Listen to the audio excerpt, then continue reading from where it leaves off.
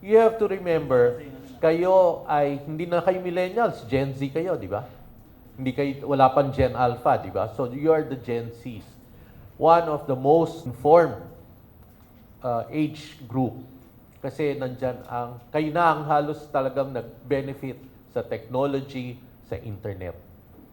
Wala na nga nagme-memorize sa inyo eh. It is always based on growth. AI, chat GPT, di ba? Wala na si Alexa, laos na si Alexa. Di ba? Pero you do not memorize. You do not put it at heart. Kasi at any given time, pwede ninyong balikan. Di ba? Tanungin ko sa inyo, who was the 8th President of the Philippines?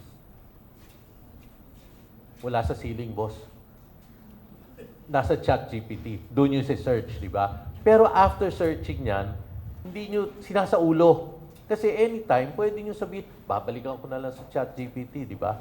Pwede ko na lang balikan kung sino ngayon ang lab team ngayon.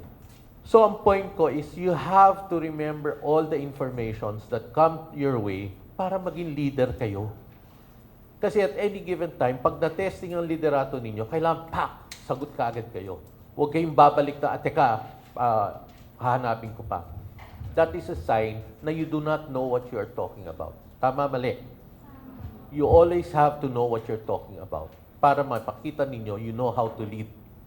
Sabi nga ni Nika kanina, a leadership is not just being a leader.